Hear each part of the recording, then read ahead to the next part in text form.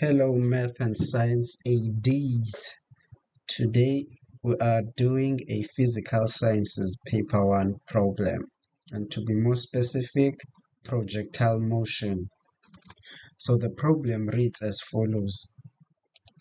A ball is dropped from the top of a building 20 meters high.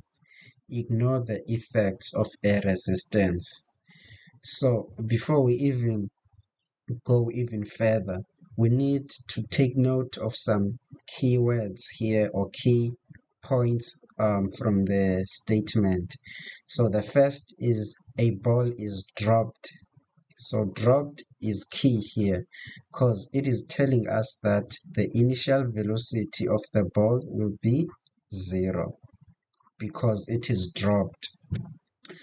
And then obviously from the top of a building which is 20 meters high as shown in the diagram. And then the second sentence, ignore the effects of air resistance, meaning that indeed this is a projectile motion problem, because if we ignore the effects of air resistance, then the only thing that will be influencing the motion of this ball will be the gravitational force, and therefore this is a projectile. Okay, so that is the initial velocity, and then let's see what's the first question here that we will answer regarding that. Okay, so the first question here is calculate the speed at which the ball hits the ground. Okay, so we can go back to our diagram here, and this horizontal line here is the representation of the ground. Therefore, we want the velocity at which the ball is going to hit the ground. So if that's the ball, what is its velocity going to be at that point? And so if that is our initial, then we can call this one our final velocity, and that's what we want to work out. And if the ball was dropped from the top of the building to the ground, then it will have moved a position delta y, which is equal to 20 meters as already given here, which means that this is the all information that we have and that we can use to solve this problem. And obviously the gravitational acceleration, or just the acceleration of the ball, will be equal to g, because it's a projectile and we know that g is 9.8 meters per second. And of course the force of gravity, or the gravitational acceleration, is always downwards towards the ground. Okay, so then we can then consult our formula sheet to see whether which equation of motion we can use to solve this problem. And if we do that,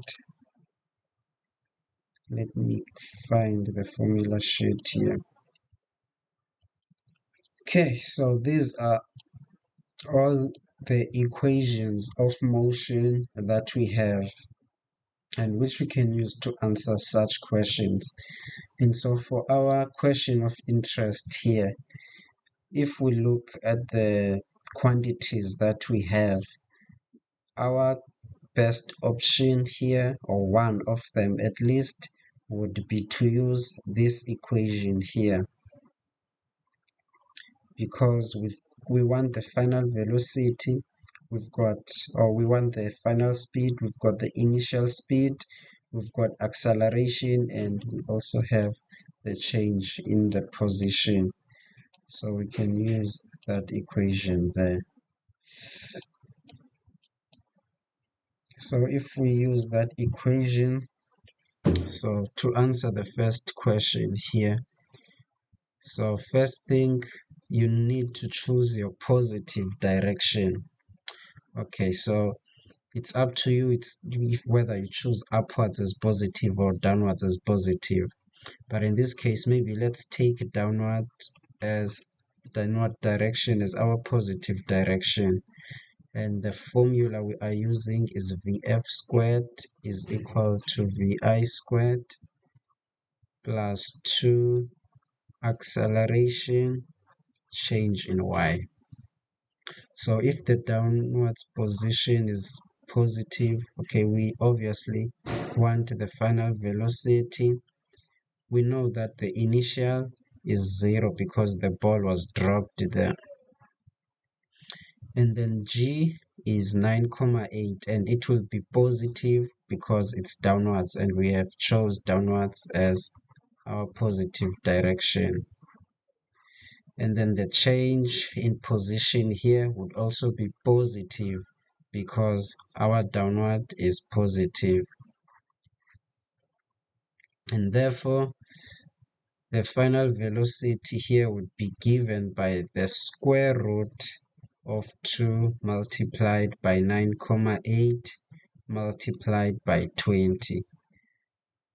And you can just punch that in your calculator to get the final answer and its speed. So it will be in the units of meters per second.